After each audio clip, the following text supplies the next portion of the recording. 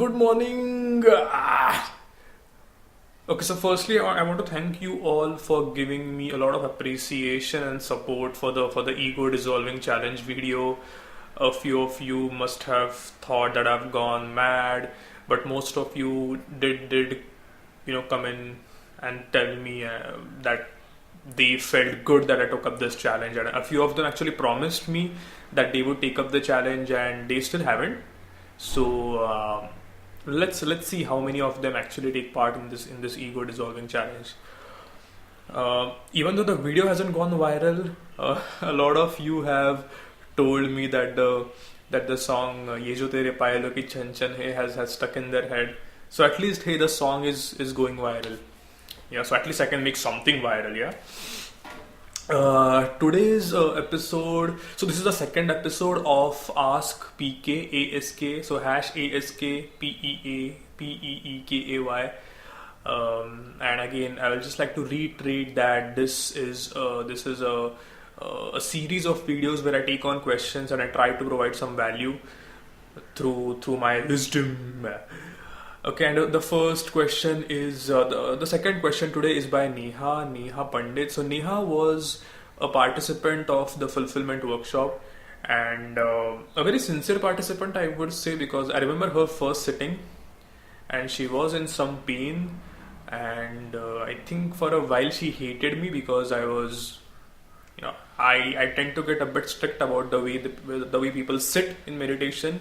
And just becomes very uncomfortable in the beginning, but she was very sincere, and with time it was quite amazing to see her transform. And in the last session, I remember she was sitting for 1 hour, still like a Buddha. Another thing that I remember about Neha is her daughter Shravani. So Shravani was probably one of the youngest people, or the youngest person to attend one of my sessions, and I think she's in 10th or 11th standard, and she was also sincerely practicing watching her breath as she sat in the session. So hi Shravani, and I hope you're doing well, and I hope you're studying, and I hope you're practicing. I'm watching you. Anyway, so today's question, Neha's question is it's a very complicated question.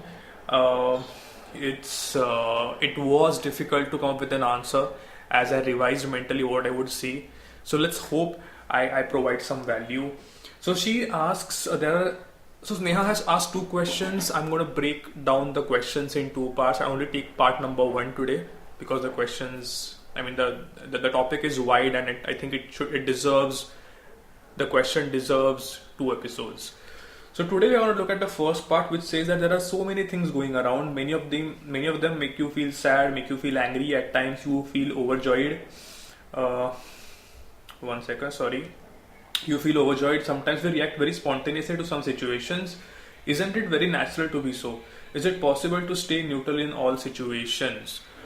Now, so very interesting take, so emotions and mindfulness, how they go hand in hand. So firstly, Neha, I'd like to break this answer into a few parts. Firstly, as a practitioner, we don't really have to try to stay neutral, okay? So this trying again becomes something of becoming, or we're striving to become someone. We don't really try to be neutral, but it is more of a byproduct. So as you get more dedicated in the practice, as you start sitting, as you start walking consciously with more awareness, as you deal with thoughts with more awareness, as you deal with emotions in a better awareness, you start this impartiality. So neutrality is not really a great word, I think, but more of impartiality to emotions starts building up. Now, what do I mean by that? I mean that emotions do come and go. So negative emotions will come and go. Hatred will come and go. Anger will come and go. Jealousy will come and go. Sadness will come and go. But now they are not sticking to you. The effect that they used to have on you when you were clinging to them or pushing them away, that effect has now stopped. Or reduced, not stopped, reduced. So for Gautam Buddha, it had stopped.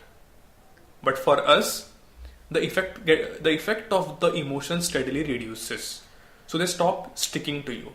So imagine a Velcro. You know, there are two surfaces to a Velcro, right? So imagine one surface to be you, the other surface to be an emotion. So initially, an unaware practitioner or an unaware person, for him, they just stick together, the two surfaces. But slowly, as you start practicing and as you develop a better relationship with emotions, you develop some sort of an equanimity, you develop some sense of an impartiality. So the emotions do come, but the way in which they affect you, that intensity reduces steadily as you advance on this path. I hope this makes sense. It's a difficult question. I'm trying to frame the answer as better as I can. So, okay, firstly, it's a byproduct. It's not something that we, so for example, okay, Pranav Kale is a mindfulness trainer and now he is not allowed to feel anger or he should be neutral. No, this is not the right path, because again, this is driven by ego. Ideally, I know that I should just be with whatever emotion comes in my experience, because then that is how I slowly build equanimity with it. So what is equanimity? Equanimity is like being a rock. It's like being a mountain. The weather will change. Sometimes it will rain, sometimes lightning will come, sometimes it will be stormy, sometimes sunny, but a mountain will remain a mountain. The mountain will be equanimous. Nothing is really sticking, it's all coming and going.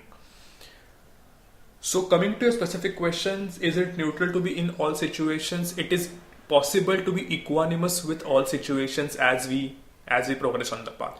It is possible to be happy or be at a state of awareness or equanimous despite all the positive or the negative things that happen in your life. So it's a deeper sense of contentment that we develop with the development of equanimity. So it's a path of happiness. It's not a path of being emotionless. I hope this adds value. And one more point that I want to cover is that, so see, one of the major misconceptions of mindfulness is that it makes you a robot or an emotionless person. So it doesn't make you that kind of a person at all. Mindfulness makes you more compassionate, more loving. It basically helps you connect with your true self, and that true self is made of love and compassion. So mindfulness does not make you a robot. It simply means that you stop sticking, the negative emotions stop affecting you in a way like they did before. The effect becomes less. So from 100% it will reduce to 99 to 98. And for the Buddha it was 0%. So it stops sticking to you. But that doesn't mean that you become emotionless. You become more compassionate, you become more kind. You become more equanimous with situations. So mindfulness boosts compassion. Let me know if you have a comeback, Neha. I'll make another video on this. If you think that this answer was not satisfactory, just know as the final takeaway that this is something that we experience. It's not something. It's difficult to explain this intellectually, but as we start progressing on the path, we experience this. So you will experience a deeper sense of contentment when you start training the mind to be equanimous with all the situations around you. I hope this makes sense. I hope this adds some value. Ask me questions. I will try to answer them. You know the hashtag. Goodbye and have a good day. I don't know why I'm still holding this pose. Bye.